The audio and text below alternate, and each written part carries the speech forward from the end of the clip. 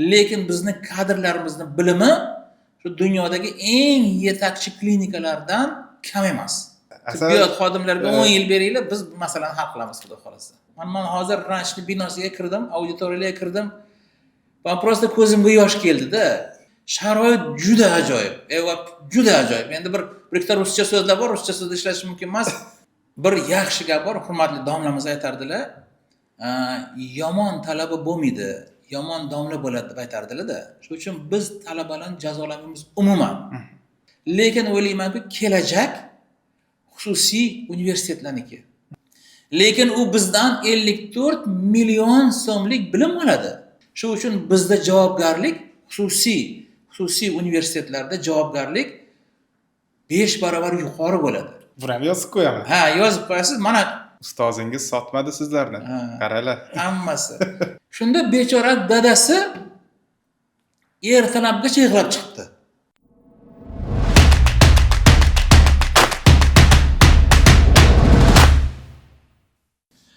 Assalomu alaykum. Bizlarning Ranch podkastimizda yangi mehmonimiz Nuraliyev Nikodam Abdullayevich. Assalomu alaykum. Assalomu alaykum Murodbek. Yaxshi yetib keldingizmi? Xudoga shukr, yaxshi. Xo'p. Nikodam aka, endi hozir bu yerda vaziyat bunday bo'lib turibdi. Пока hali yangi shaxssiz bizda, так сказать, sahifamizda o'zingizni bizani auditoriyaga tanishtirib o'tsangiz. Rahmat. Men tibbiyot fanlari doktori, professor, Rossiya tibbiy texnik akademiyasining akademigi, immunolog, mikrobiolog olim Nuraliyev Nikodam Abdullayevich bo'laman. Bugungi kunda 64 yoshdaman. Lekin bu yoshimga kirganimga qaramasdan hali o'zimni juda tetik sezaman. Shuning uchun hali men o'ylayman, mamlakatimizga, xalqimizga juda ko'p foyda keltiraman deb o'ylayman. Конечно, hozir endi bizlar kameradan orqasida gaplashib qolgan vaqtimizda o'zimiz sinchik odamligimizni bilib oldim, по идее. Qarang, bu imенно meditsina sohasini siz nishatib yetib keldingiz. Rahmat, endi hamma narsaning asosiy sababchilari bo'ladi. Meni onam rahmatli sal kasalvand edilar. Shuning uchun meni davolaydigan bola sen bo'lishing kerak, davolaydigan sen bo'lishing kerak deb aytardilar. Shuning uchun shu 7-8-sinflardan boshlab biz onamizni davolashimiz kerak. Onamizning istaklari biz uchun qonun bo'lgan. Menimcha ko'pchilikda shunaqa bo'lsa kerak. Qonun bo'lgan. Shuning uchun shunga qiziqib ketganmiz. Biologiya, ximiya, fizika shu fanlarni hammasini o'qiganmiz. Tilni o'rganganmiz. Bu paytda rus tili eng muhim tillardan bittasi. Uni tilni o'rganganmiz. Bo'sh vaqtimiz bo'ladigan bo'lsa, shu fanlarni o'qib tayyorgarlik ko'rib ketaverardik. Endi shu mana peshonamizda bor ekan, shu Toshkent davlat tibbiyot institutiga borib 1982-yilda u yerga kirganmiz. 1988-yilda uni imtiyozli tugatganmiz. Biz o'qigan paytlarimizda qaysi oblastdan kirganimizda shu oblastga yuborilardi. Obratno qaytdi. Lekin bizni endi yaxshi o'qiganmiz, imtiyozli bitirganmiz. Faol bo'lganimiz uchun hurmatli rektorimiz bizni tibbiyot institutida dars berish uchun olib qolganlar. Shu paytda mana mikrobiologiya, virusologiya, immunologiya degan kafedraga bizni taqsimlashgan. Shundan beri mana 37 yil o'tdiki, biz shu mikrobiologiya, virusologiya, immunologiya kafedrasida stajyor tadqiqotchi, assistentlikdan tortib kafedra mudiri, prorektor, rektor darajasiga ham ishlaganmiz. Hozir ham xudo xolasa qo'limizdan kelguncha ishlayapmiz. Ajoyib. Talabalarga qo'limizdan kelguncha saboq beramiz. Конечно. Bitta eng ajoyib joyi bor. Hozirgacha, mana 37 yildan beri bironta talaba bizdan norozi bo'lmagan. Hammasi ustoz. Hozirgacha ham shu. Men bu bilan faxrlanaman. Ajoyib, juda yaxshi. Nikodam aka, qarangadingiz? Bizlarda umumiy hisobda oddiy talaba, to есть boshqa yo'nalishning talabasi bilan med yo'nalishining talabasining orasida yer bilan osmonning farqi bor. O'zingizning talabalik davringiz qay tarzda o'tgan? Men bu gapingizga juda ham to'g'ri qo'shilaman. Gap to'g'risi, tibbiyotda endi javobgarlikni his qilganligim uchun ko'p o'qiladi bizda. Shu 12-1 gacha o'qiysan, soat 5 da turib yana ketishing kerak. 6 yil o'qigan bo'lsak, 4 soat uxlaganmiz. Faqat undan boshqa ilojimiz yo'q. Keyin bo'sh vaqtimiz qolsa kutubxonaga yugurganmiz, boshqa qilganmiz, chunki yaxshi o'qishimiz kerak bo'lgan, kasbni egallashimiz kerak bo'lgan. Endi domlalar ham xuddi shunga mos bo'lgan. Shu gap to'g'risini aytadigan bo'lsak, tibbiyotga aloqador bo'lmagan boshqa talabalarga biz havasimiz kelardi. Chunki ular kinoga ham boraverardi, teatrga ham boraverardi, parkga ham boraverardi, hammasiga boraverardi. Keyin biz o'qigan paytimizda paxta degan narsa bo'lardi, qurilish degan narsa bo'lardi, sabzavot terish degan narsa bo'lardi. Ularga ham borardik. Boshqalardan farqli tomoni shundaki, bizda tartib qattiq edi. Shuning uchun boshqa studentlar qochib ketishi mumkin bo'lsa ham, bizda qochish degan gap bo'lmagan. Shuning uchun gapi to'g'risi ularga havas qilganmiz. 6 yil davomida biz bironta bir ko'ngil ochar narsalarga borishga to'g'ri kelmagan. Lekin gapi to'g'risi umuman afsuslanmayman. Zato biz kasbimizni juda ham yaxshi egalladik. Hozirgacha ham shu bizni qo'yilgan fundamentimiz hozirgacha boryapti. Xudoga shukr deyman. Ajoyib, ajoyib. Domla qarang, sizlar hozir adashmasam laboratoriya yo'nalishi sizdagi, to'g'rimi? Ha, bizniki laboratoriya yo'nalishi. Agarda shuningdek bir sharoit bo'lganida, qaysi bir yo'nalishga yana qiziqgan bo'lar edingiz yoki o'zi qiziqadigan yo'nalishlaringiz bormi? Tibbiyotda o'qiganingizdan keyin biz umuman tibbiyotni hamma yo'nalishiga qiziqamiz. Dunyoni biron bir nuqtasida biron bir o'zgarish bo'ladigan bo'lsa, shuni bilishga harakat qilamiz. Misol uchun kasbimizdan juda uzoq bo'lsa ham kardioxirurgiya yo'nalishi bo'yicha bironta bir operatsiya bo'libdi desa, biz batafsil o'qiymiz, xursand bo'lamiz. Bitta odamni o'limdan saqlab qolibdi deymiz. Xuddi shunday boshqa kasblar yo'nalishida ham, mana misol uchun deylik, kardiologiya sohasida ham yoki nevrologiya sohasida gemorragik insult yoki ishemik insult olgan bemorni o'limdan saqlab qoldi, mana yurib ketdi desa, biz xursand bo'lamiz.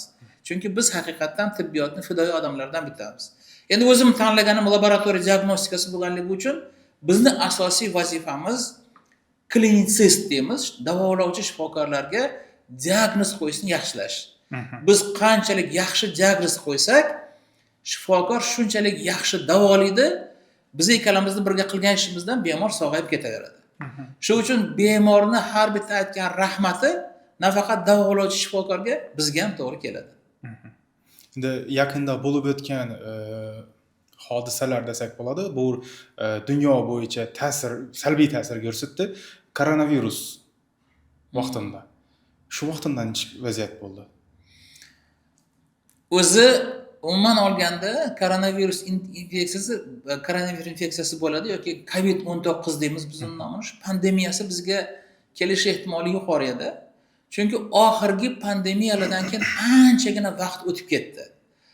Bizni odam organizmi shunaqangi narsaki, qanchalik kuchli ta'sir bo'ladigan bo'lsa, shunchalik baquvvat bo'ladi. Organizmimizga ta'sir qiladigan organizm zaiflashib ketdi. Immun sistemasi pasayib ketdi. Qayerdandir nimadir urib chiqishi aniq edi. Shu uchun mana koronavirus infeksiyasi kelib chiqdi. Shundan mana juda ko'pchilik odamlar xabaringlar bor kasallandi, boshqa bo'ldi va hokazo. Shu koronavirus infeksiyasi bu bizning infeksiya. Mani sohamda bu. Qo'zg'atuvchisi virusda bu. Shuning uchun biz hovlima-hovli uyma-uy yurdik, boshqa qildik. Hamma uyiga qamalib olgan paytlari bo'ldi, boshqa bo'ldi. Biz oldingi qatorlarda bo'lganmiz. Shuning uchun juda ko'pchilik odamlar, xalq, shu jumladan rahbariyat hammasi e'tirof qildi. Bizning shifokorlarimiz qahramon degan gap bo'ldi. Men ana shu qahramonlardan bittasi bo'lgandan faxrlanaman, gap to'g'risi. Chunki o'sha koronavirus infeksiyasining hozirgi kunda oddiygina infeksiyaga aylanib qoldi. Hali ham bor u narsa. Oddiy infeksiyaga qarab qoldi, 2-3 marta yo'talamiz u chiqib ketyapmiz. Bu koronavirus infeksiyasi. Shunaqangi oddiy infeksiya bo'lganiga hissa qo'shganimdan xursandman. Yo'q, ne только siz xursandsiz, bizlar ham xursandmiz, chunki shu vaqtda koronavirus vaqtida oilamizda a'zolari kasallanib, azoblanib yotgan vaqtida birinchi yordamni ko'rsatgan insonlardan birisi bu imенно meditsina vakillari bo'ladi, meditsina sohasining vakillari bo'ladi. Buning uchun sizlarga kattakan rahmat aytib qolishimiz kerak. Ne только men, bu butun O'zbekiston, butun yurt, butun dunyo aytishi kerak bu. Mazda aytmadilar, что именно meditsina sohasi vakillari bu qahramon soha deb aytiladi. Da katta ko'pchilik hissalaringizni qo'shdingizlar va shu virusni yoki bundan oldingilarni to'xtatib qolishda sizlarni umumiy hisobda vklad очень большой. Katta. Sizlarga katta rahmat. Rahmat. Lekin hozir shunday hisoblab qaraydigan bo'lsak, o'tmishimizning meditsinasi, to есть siz o'qigan vaqtingizdagi meditsina bilan hozirgi zamonning meditsinasida farq bormi? Endi o'zbeklarda bitta shunaqa ibora bor, yer bilan osmon deymiz-ku. Xuddi shunaqangi. Yer bilan osmon. Mana hozir o'zimiz sohamizga ketdik. Mana laboratoriya diagnostikasi apparaturalar yo'q edi.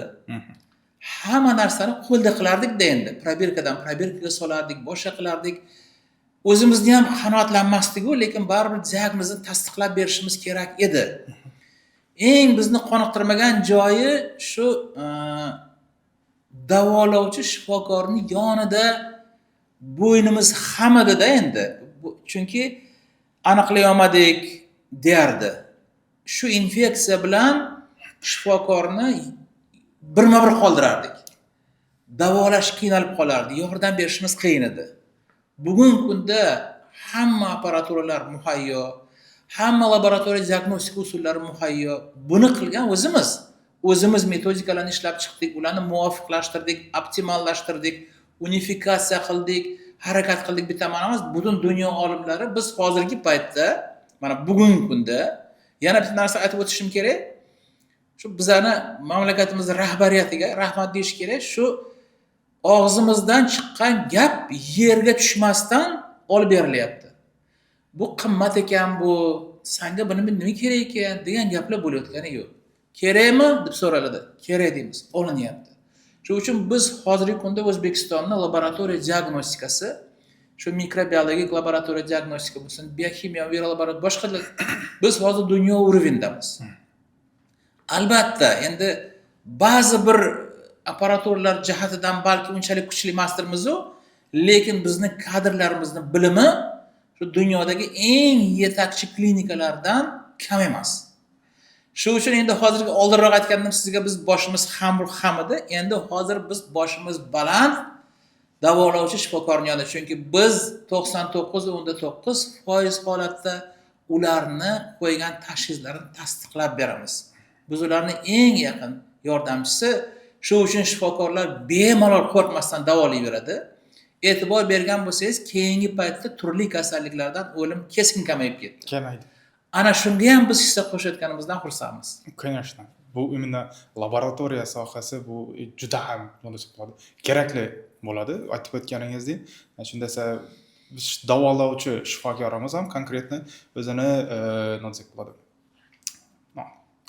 analizini to'g'ri tayyorlangan holda sizlarga gaplaringizdan chiqib tasdiqlangan holda davolab biladi. Xuddi shunaqa. Lekin hozirgi imенно O'zbekistonda damiz, butun dunyoda deb aytadigan bo'lsak, dolzarb muammolardan qaysi birisi problemasi kuchli bo'lib turibdi? Endi yana bir o'zbekcha iborani aytaman, shu tishimiz o'tmaydigan sohalar bo'lib turibdi-da endi. Mana misol uchun deylik, shu men uchun eng og'ir narsalardan bittasi. Endi doktor bo'lganimizdan keyin shifokorimiz baribir tibbiyot xodimimiz shunga vijdonimiz qiynaladiganlardan bittasi bu onkologiya sohasi. Buni endi xalq tilida rak deymiz, o'sma kasalliklari. Shu ming afsuski qanchalik harakat qilyapmiz, o'sma kasalliklarni kamaytira olmayapmiz-da. Kamaytira olmayapmiz. Men nima uchun o'sma kasalliklarni kamaytira olmayapmiz? Bizning ham sohamiz. Bu organizm immun sistemasi bilan bog'liq, immunologiya bilan bog'liq joylar bor. Shuning uchun biz bilamiz, afsuski shu narsaga tishimiz o'tmayapti. Shuning uchun shu onkologiya sohasida o'sma kasalliklarini kamaytira olmayotganimizdan vijdonimiz qiynaladi. Lekin biz qarab o'tirganimiz yo'q. Biz o'zimiz harakat ham qilyapmiz. Butun dunyo harakat qilyapti. Men o'ylayman, yaqin 10 yillar ichida biz bu narsani ijobiy tomonga qayirib bilamiz. Lekin hozirgi kunda og'riqli nuqtalarimizdan bittasi shu. Onkologiya. Endi boshqa bir 3-4 sohalar bor, lekin asosan odamning umrini qirqayotgan shu.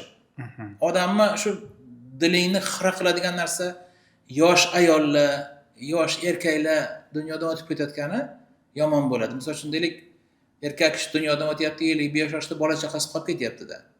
Yoki ayol, misol uchun 37-40 yoshda o'lyapti, farzandlar qolib ketyapti. Oila qiynalyapti. Shundan yordam berayotganimiz yetarli darajada bo'lmaganidan vijdonimiz qiynaladi. Sizga to'g'risini aytib qo'yaylik. To'g'ri. Imенно onkologiya sohasi hozir dunyoda keskin tarzda rivojlanib turibdi, ko'p mablag'lar sarflanib turibdi. Buni ayrim bir maqolalarda o'qigan vaqtimda shu narsalar aytilib o'tiladi. Lekin к сожалению, пока медицина бессильна deydi-ku shu. Bizga 10 yil vaqt beringlar, 10 yil. Xudo xohlasa. Tibbiyot xodimlariga 10 yil beringlar, biz bu masalani hal qilamiz, xudo xohlasa. Bo'ldik. Buni olib qo'yamiz. Olib qo'ying ana, zapis qo'ying. 10 yildan keyin shu zapisni qo'yamizda, yoningizga boraman. Xudo xohlasa. Ajoyib. Siz hozir bir o'q bilan ikki quyonni urgan odamsizda. Ham meditsina yo'nalishida mana o'z faoliyatingizni yuritdingiz, undan tashqari pedagogik mahoratli pedagog hisobida ham dars o'tasiz, to'g'rimi? Zanatiyalarda qatnashasiz. Hozirgi zamonning studenti bilan o'zingizni davringizdagi studentlarni farqini oldi. Eng asosiy farq ularga yaratilgan sharoitda. Bugungi kunda tibbiyot fakulteti yoki tibbiyot yo'nalishi bo'yicha o'qiyotgan talabalarni birontasi bahona qiladigan darajada emas. Menga u yetmayapti yoki bu yetmayapti degan gap aytishga yo'q. Agar shu gapni aytdimi, siz buni bahona deb hisoblayvering. Biz bitta kitobni navbat bilan o'qigan odamlarmiz. Soat 8 gacha bittamiz o'qiganmiz, 8 dan 12 gacha bittamiz o'qiganmiz. Tungi soat 1 dan 4 gacha bittamiz o'qiganmiz. Kitob bo'lmaganda endi. Zarur bo'ladigan bo'lsa, endi domlarimizga tan berishimiz kerak. Chuqur ta'zim o'zlarini uylaridan kitobni olib kelib o'qinglar, lekin menga qaytarib beringlar deyardi. Hozir unaqa gap yo'qda. Sharoit, juda ham ajoyib. Misol uchun deylik, endi sovuq auditoriyalarda ham o'tirishimizga to'g'ri kelganda endi. Men hozir ranchli binosiga kirdim, auditoriyaga kirdim. Men prosta ko'zimga yosh keldi-da. Issiq xonada, partalar chiroyli, hamma narsa bor. Ana bu eng qimmat, ana televizorda qo'yib qo'ydi. Men hayron bo'ldim. Men aytdim, har bitta xonada bormi dedim. Har bitta xonada bor. Biz uni ko'rmaganmiz-da, biz ko'rmaganmiz. Bolalarni o'tirib, spesial kirib, maxsus kirib so'radim, anatomiya darsi ekan. Pirogov anatomiya stoli bor ekan. Domla aytdilar, ko'rsat, domla siz chetroq turib qo'ying dedi. Men bolalarni ko'rmoqchiman dedim. Tanlab so'radim, kel ko'rsat dedim. Siz qo'ling, shu qo'llari bilan shunaqa harakatlar qilib menga ham arteriyani topdi, ham vena topdi, ham muskulni topdi, hammasini topyapti. Ana shu narsa eng katta farq shunda. Demak, agar hozirgi sharoitda bizaga o'xshagan ana u qattiq turib o'qiydigan bo'lsa, bizadan kuchli mutaxassis chiqishi aniq. Bu haqida gap yo'q. Shuning uchun sharoit juda ajoyib. Juda ajoyib. Endi bir ikkita ruscha so'zlar bor, ruscha so'zda ishlash mumkin emas. Ajoyib sharoit. Ya bitta qo'pol gap aytaman, endi bo'lmasa keyin kesib tashlarsizlar. Agar shu sharoitda yaxshi mutaxassis bo'lmagan tibbiyot bo'lsa, ko'r bo'ladi. To'g'ri aytasiz. Ana shu gapni aytmoqchiman. Buni men har safar talabaga aytaman. Ey, san deb aytamiz. Endi siz ham maqola aytdingiz, men ham bir maqola aytdim. Elimizda bir gapimiz bor, 5 barmoq ham deng emas degan. Ayrim bir talabalarimiz masalan diplom uchun o'qishi mumkin. Ayrim bir talabalarimiz o'zi kelajakda yetakli o'rinlarda egallab, joylarda ishlab, o'zini, yurtimizga o'zini faoliyati orqasidan yordam deyishini xohlaydigan talabalarimiz ham bo'ladi. Hamma yerda bo'ladi. Bor. Masalan, tizimga bo'ysunmaydigan talabalarni qay tarzda jazolashingiz mumkin? Bir yaxshi gap bor, hurmatli domlamiz aytardilar. Yomon talaba bo'lmaydi, yomon domla bo'ladi deb aytardilar-da. Shuning uchun biz talabalarni jazolamaymiz umuman. Mana hozirgi siz aytgan kategoriyadagi talabalarning o'zidan o'zi tushib qoladi. Tushuntira oldik-a sizga? Mayli odamgarchilik qilarmiz, boshqa qilarmiz, diplomini berarmiz. Lekin bemor shifokorni tanlab keladi, tushundingizmi? To'g'ri. Bir marta kelgan bemor u shifokorning yoniga boshqa kelmaydi. Qo'shnisiga aytadi, qarindoshiga aytadi, boshqaga bormaydi. Shuning uchun ular o'zidan oqimdan qirg'oqqa tushib qolaveradi. Bu narsani hammasini ko'rgandan keyin talabalar shu narsani ko'rib, shu odamlar bilan gaplashganidan keyin so'zsiz o'qishga majbur bo'ladi. Shuning uchun ularni o'zi bemorlarni o'zi sekingina chetga surib qo'yadi. Unaqa voqealar ko'p bo'lgan, unaqa talabalarimiz ham bo'lgan. Meni yonimga kelib 10 yildan keyin, 15 yildan keyin domla shu paytda leksiyalaringizni o'qib eshitmasdan, amaliy mashg'ulotlarda qatnashmaganimizga bekor qilganmiz deb chin yuragidan afsus chekkan talabalar ko'p. Lekin ming afsuski endi joyga qo'yib bo'lmaydi. Shuning uchun unaqa talabalarni biz jazolamaymiz, ularga tegmaymiz. Imkon darajasida ularga ham xuddi shu fan beramiz. Ular o'zi qirg'oqqa chiqib ketaveradi. U hayotni o'zi, bemorlarni o'zi chiqarib qo'yaveradi. Zamon shunaqa. Endi talabalik davrida hammada выгорание, emotsionalniy выгорание degan tushuncha bo'ladi. То есть hamma narsa yoqmaydi, passivlashib qoladi talabalar. Odamlar o'zi ham ko'p tarzda bir ish bilan shug'ullanaversa, imенно guchqa chiqib qoladi. O'zingizni shu talabalik davringizda shunday vaziyatlarga duch kelganmisiz? Bu mana bunaqa narsa bor. Endi biz o'qigan davrimizda hozir mas sessiya degan narsa bo'lardi. Shu hamma endi hozir yakuniy nazorat deymiz, imtihon deyilardi. Shu yakuniy nazoratlar hammasi yig'ilib qolardi. Xuddi shu darsda qoldirilgan darslarni qayta topshirish degan gaplar bo'lardi. Oraliq nazorat degan narsalar bo'lardi. Shu uchun o'zini kuchini semestr davomida taqsimlab bilmagan talaba sessiya paytida juda qiynalardi. Shu uchun biz birinchi sessiyani topshirganmiz birinchi kursda, biz buni ko'rganmiz. Endi men ham xudo emasman, payg'ambar emasman-ku, lekin shunaqa qilib kuchimizni qilganmizki, sessiya payti kursdoshlarimiz voy qilib yugur qilib yurardi.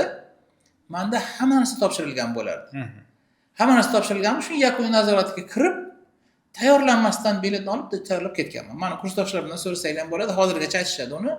Shu uchun menda 6 yil davomida bunaqa bo'lmagan. Agar men shu sal qo'polroq aytganda shu semestr davomida yalloq qilib yurgan bo'lsam va hammasini qilganimda, конечно, og'ir bo'lardi. Shuni orqasidan sog'lig'ini yo'qotgan kursdoshlarimiz bo'lgan. Lekin biz hozir ham mana talabalar agar bizani eshitadigan bo'lsa, ko'radigan bo'lsa, ularga aytmoqchi edik, shu semestr davomida kuchingni bir xil sarflab borsang, bir xil o'qisang, hamma narsani vaqtida topshirsang, eng muhimi darsni qoldirmasang, sessiya paytida umuman qiyinchilik bo'lmaydi. То есть эмоциональный выгорание bor taqilmaydi işte. O'ziga bog'liq-da. Bunaqa narsa bizda bo'lmagan. Ajoyib. Ну, hozir endi образовательный sistema bo'yicha gaplab turgan bo'lsak, pedagogik taraflama hozirgi zamonda imенно oliy ta'limi bilan o'zingizning davringizdagi oliy ta'limni solishtirganda nechta bo'ladi? Farqlari nechta? No, o'zi umuman olganda juda katta farqi yo'q. Ozgina texnik tomondan farq bor. Biz imtihon deylardi, hozir yakuniy nazorat deymiz. Biz oraliqda shunaqa narsalarda faqat texnik tomondan bor. Umuman endi misol uchun ma'ruzalarning soni kamaydi, amaliy mashg'ulotlar soni ko'paydi. Shunga o'xshagan texnik taraflar. Zachotka degan narsa bo'ldi, sinov daftarchasi degan narsa bo'lardi, sinov daftarchasi yo'q, xemis degan narsa paydo bo'ldi va hokazo. Umuman olganda talaba bilan domla orasidagi munosabat ham xuddi shu oldingiday shu talaba yonib qo'yib dars bersa, talaba yonib qo'yib qabul qilsa, hammasi bir xil. Ma'ruzalar ham, amaliy mashg'ulotlar, mustaqil ishlar, adabiyotlar. Yana bir marta aytaman, farq juda kattaligi. Bugungi kundagi tibbiyot yo'nalishi bo'yicha talabaga sharoit juda yaxshi qilinganda, o'qimaslik gunoh. To'g'ri. Boshqa gap yo'q. Nodavlat ta'lim sistemasi bilan davlat ta'lim sistemasi orasidagi farq nechta bo'lib turibdi? Men endi hozir sizga shuni aytmoqchi edim. Nodavlat odamzod uchun eng muhim narsalardan bittasi iqtisodiy manfaatdorlik. Mana maktabni bitirdi bola deymiz endi talaba yoki ayol qiz bola yoki o'g'il bola maktabni bitirdi, institutga kirdi, yengilgina kirdi, grantga kirdi. Ko'pchilik holatlarda ular o'qishi qadriga yetmaydi. Men shu qanaqa kirgan bo'lsam, shunaqa o'qib ketaveraman ekan deydi va hokazo. Endi siz tasavvur qiling, cho'ntagidan pul to'lab o'qiyotgan bola, u sizni endi bundan gapdan hech kim xafa bo'lmasligi kerak. Bu tajriba bu. Unga qaraganda 100 barobar ko'proq intiladi. Unga qaraganda 100 barobar ko'proq bilim olishga harakat qiladi. Shu o'ziga jalb qilingan professorni endi mubolag'a qilib aytganda shu suvini siqib ichishga harakat qiladi, sababi ota-onasi unga ishonib shu pulni to'lagan. Shu uchun men o'ylaymanki, endi hozir bugun har xil mish-mishlar u bo'la yuradi, lekin o'ylaymanki, kelajak xususiy universitetlarniki. Bir dunyoga nazar solaylik. Garvard universiteti, Oxford universiteti, boshqa universitetlarning hammasi bular xususiy-ku. Davlat oliy o'quv yurtlariga e'tibor beradigan bo'lsanglar, ular agar top 1000 talik deymiz, eng oxirgi o'rinlarda. Shu uchun ham kelajak xususiyniki. Shu uchun ham odamlar mana hozirgi kunda hozirgi kunda e'tibor beradigan bo'lsangiz, abituriyentlarning ko'pchiligi уже bunga talab qilyapti. Chunki biladi, men ertaga pul sarflasam, xuddi shunday qiladi. Mana bizning tibbiyotimizda shunaqa gap bor. 27 million so'm pul to'laydi. Lekin u bizdan 54 million so'mlik bilim oladi. Grantda o'qiydigan bola grantchalik bilim oladi. Farqini tushundingizmi? Shu bola pul to'ladi-ku bu deb biz ham jon kuydiramizda. Prost darsga shunday kirib chiqmaymizda endi. Darsga kirib, yonib, kuyib chiqamiz. Har bir ma'ruzani o'qib chiqqanimizdan keyin bizning pulsimiz 120 bo'ladi. Bizning davleniyamiz 150 ga chiqadi. 10 minut dam olmaguncha hech kim bilan gaplasha bilmaymiz. To'g'ri. Xo'ja ko'rsinga qilmaymiz. Chunki u bola bizga kelib aytib biladi, "Doni, meni kechirasiz, men sizga pul to'lab qo'yganman. Xizmatni qiling" deb biladigan darajada. Shu uchun bizda javobgarlik xususiy universitetlarda javobgarlik 5 barobar yuqori bo'ladi.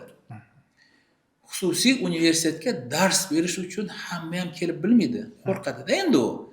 Bola dedi, mendan talab qilsa, men shuni javob berib bilmasam, qo'y dedi, shu boshqa joyga boraveray deb qo'yaveradi. Shu uchun xususiy universitet, kelajak xususiy universitetlarniki eng kuchli mutaxassislar, albatta, men tibbiyot yo'nalishi bo'yicha gapiryapmiz, boshqasi. Tibbiyot yo'nalishi bo'yicha eng kuchli mutaxassislar xususiy universitetlardan chiqadi. Buni ham 5 yildan keyin, 6 yildan keyin ko'rasiz. Buni ham yozib qo'yaman. Ha, yozib qo'yasiz. Mana davolanish uchun borgan paytingizda bemorlarga e'tibor berasiz. Xususiy universitetni bitirganda ko'proq odam boradi. Chunki biladi, что bu mehnat qilgan bu bola. To'g'ri. Bu meni shaxsiy fikrim, men shunday fikrimni saqlab qolganman. Bekorga xususiy universitetga ishga kelganim yo'q. Menda tanlov 1000 ta edi. Shuni xususiyni tanladim, bekorga emas. To'g'ri. No, sizni o'zingizni pedagogik mahoratingizdan kelib chiqqan holda talabalar bilan ishlash qiyin emasmi? Agar talabani yaxshi ko'rsangiz, talabani hurmat qilsangiz, talabani boricha qabul qilsangiz, mazza qilasiz. Xorazmcha aytganda haz etasiz.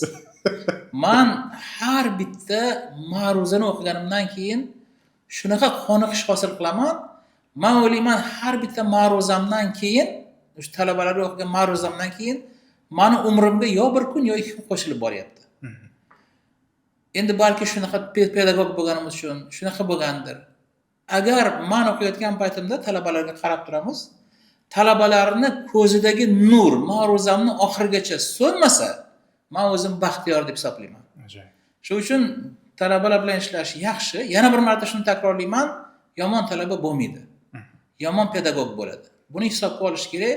Shu uchun ko'pchilik pedagoglar meni ko'rib o'tirgan bo'lsa, mendan xafa bo'lmasliklari kerak. To'g'ri. O'zingizni eng yaqin deb bilaman degan shogirdlaringizdan bir kisini aytib berib o'tasizmi? Endi bugungi kunda shogirdlarimiz juda ham ko'p. Ular 80 tadan oshdi. Endi gapim bunaqa Murodbek. Men ularni hammasini yaxshi ko'raman. Agar men sizga hozir ularni 80 tasini sanasak, 1 soat yetmaydi. Lekin bitta ikkitasini ajratsam, bir shogirdim ikkinchisidan xafa bo'ladi. To'g'ri. Men rasmiy ravishda aytyapman, meni shogirdlarim ham ko'radigan bo'ladigan bo'lsa, men ularni hammasini yaxshi ko'raman. Hammasini hurmat qilaman. Ularning ichida yaxshisi bor, yomoni bordir balki. Lekin men uchun ular hammasi bir xil. Men hammasini yaxshi ko'raman. Hammasini. Ustozingiz sotmadi sizlarni. Qaralar. Hammasini yaxshi ko'raman. To'g'ri, yaxshi. Hozirgi o'zlarimizda talabalarimizga umumiy jihatdan O'zbekiston butun yer yuzidagi talabalarimizga maslahatlaringizdan bo'lsa. Voy, men yer yuzidagi talabalarni hammasiga aytishim mumkin emas. Ma'lum tibbiyot yo'nalishiga aytsam. Ну, хорошо, tibbiyot yo'nalishiga. Tibbiyot yo'nalishidagi talabalariga juda ham oddiy xususiyatlar bor. Birinchi, o'zini vatanini yaxshi ko'rish kerak. Vatanni yaxshi ko'rmasangiz, tibbiyot xodimi bo'la olmaysiz. Ikkinchi, o'zingni xalqingni yaxshi ko'rishing kerak. Xalqingni yaxshi ko'rsang, uni davolaysan. Ikkinchisi. Uchinchisi, o'zing tibbiyot sohangni yaxshi ko'rishing kerak. Siz menga aytdingiz, diplom uchun o'qiyapman dedingiz. Ular qirg'oq chiqib qoladi. Tibbiyotni yaxshi ko'rish kerak. Shu tibbiyot xodimini ko'rganda, oq xalatni ko'rganda ko'zi yonib ketishi kerak. Bu uchinchisi. To'rtinchisi, shu kasbda endi bu. Shu kasbning orqasidan men bola chaqamni boqaman, ma'lum bir narsaga erishaman deydiganlar bo'lishi kerak. Nihoyat 5-inchisi tibbiyotga kirgandan keyin bir umr o'qish kerak. Boshqa sohalarda shu bitta narsa aylanaveradi. Biz har yil ma'ruzamizni o'zgartiramiz. Har yil amaliy mashg'ulotimizni o'zgartiramiz. Tarqatma materialni ham o'zgartiramiz.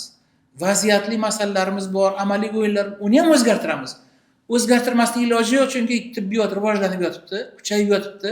Agar biz bir qadam orqada qolsak, bizni bolamiz, endi bolamiz deymiz, talabamiz, bizning talabamiz ertaga qolib ketadi. To'g'ri. Qolib ketgandan keyin konkurensiya kuchli, raqobat kuchli, bizni bolamiz chetda qoladi. Shuni biz xohlamaymiz. Shuning uchun ana shu xususiyatlar bo'ladigan bo'lsa, marhamat tibbiyot institutiga kelaveringlar. Tibbiyot universitetiga, tibbiyot yo'nalishiga deylik, tibbiyot yo'nalishiga kelaveringlar. Sizlar ajoyib mutaxassis bo'lishinglar yaxshi. Shu 5 ta xususiyatni bilsa bo'ldi. Ajoyib. Ustoz, sizga katta rahmat. Biz ana shu ko'rsatuvimizga desek ham bo'ladi, yetib kelganingiz uchun. Sizga sog'lik, salomatlik tilayman. Xudo xohlasa keyingi sahifalarimizdan yana chiqib qolishimizni so'rab qolgan bo'laman. Rahmat. Murodbek, bitta voqeani bersam maylimi? Mayli. Siz hozir uni eshitasiz. Meni eng yuragimga ta'sir qilgan voqea, haqiqatan meni yig'latgan voqea, men kerak bo'lsa keyin o'chirib tashlarsizlar. Men talabalarga har xil leksiya o'qiymiz-da. Biz talabalarga sifilisdan zahm degan kasallikni o'qidik. Siz bilasiz, bu jinsiy yo'l bilan yuquvchi kasallik. Shu leksiyani o'qidik. Keyin leksiyani o'qigandan keyin talabalarimiz to'y hashamlarda endi barib o'zini dadasini jo'ralari bilan birgalikda o'tirganda ularga xizmat qiladi, choy poy tashishga boshqa qiladi. Shunda o'tirgan 5-6 kishi o'zini dadasini jo'ralari o'tirib olib, sifilis to'g'risida gapirganlarda endi falonchini o'g'li, falonchini qizi shunda noto'g'ri informatsiya ketgan. Shunda bu bola endi choyni olib kelgan paytda shu amaki debdi, shu mana shunaqa narsani aytdingiz. Bu bunaqa emas, bunday bo'ladi deb men leksiyada bergan materiallarim aytib bergan. Bular hammasi og'zi ochilib qolganda endi, degan sanki men falonchini o'g'liman degan. Uni o'g'li oddiy traktorist ekan. Shu sinfdoshlarining orasida eng chetda Xorazmcha aytganda edanda o'tiradigan ekan. Shu bu yoqqa kel debdilar unga. Sani shunaqangi ajoyib o'g'ling bor ekan debdilar endi-da unga. Shunaqa ajoyib o'g'ling bor ekan, qara deb, sen nima qilib o'tiribsan? Bu yoqqa kel deb yonlariga ketganlar. Shunda bechora dadasi ertalabgacha yig'lab chiqdi. Tushundingiz-a? Ertalab ishga keldim 8:30larda. Bola turibdi, bola, student kechagi. Domla dedi, sizga bir voqeani aytib bermoqchiman. Men aytdim, sen nima qilibsan? Darsing yo'q-ku bizda desam, domla dedi, men shunaqa aytmoqchiman. Dadam ertalabgacha yig'lab chiqdi. Men aytdim, vijdonsiz, nima qilding? Yo'q desam, men shunaqa qildim dedi. Shu mendan dedi xursand bo'lib yuribdi. Dedi-da, endi siz endi u bolani tasavvur qildingizmi? Endi uni otasini tasavvur qiling endi. Keyinchalik bir 2 oylardan keyin so'radim, qalay desam, meni dadam dedi, to'rda o'tiradilar hozir dedi. Meni shun dedi. Sanchi dedim. Domla dedi, endi menga dedi, hamma narsani tashlab faqat tibbiyotni o'qiyapman dedi. O'qiyapman. Falon narsani sizdan eshitsam maylimi dedi. Boshqa kursdagi leksiya o'qiyman-ku. Shu leksiyangizni eshitishga kelsam maylimi dedi. Ana shunaqangi voqeadan keyin конечно ko'zingga yosh keladi. Keladi, обязательно. Men shu faxrlanib ketganman. Shuni ko'p joylarda aytaman, talabalarga ham aytaman. Endi siz uni dadasini tasavvur qiling. Uni umri uzaydi uni. Uni umri uzaydi. Mana shu narsalar uchun ham yashaymiz dunyoda. Aynan shu narsalar uchun ham yashaymiz dunyoda. Umri uzaydi, avtoritet amesti. Конечно. Meni farzandim hammani lol qoldirdi. Xuddi ana shu narsani. Sizni farzandingiz shunaqa lol qoldirsa, siz biz osmonga sakragan bo'lardik. Sakraymiz ham. Sakrab ham yuribmiz. Xudoga shukr. Nikadam ustoz, sizga katta rahmat. Xudo xohlasa yana sizlarni keyingi sahifalarga kutib qolishni nasib etsin. Rahmat Murodbek. Sog' omon bo'ling. Sog'.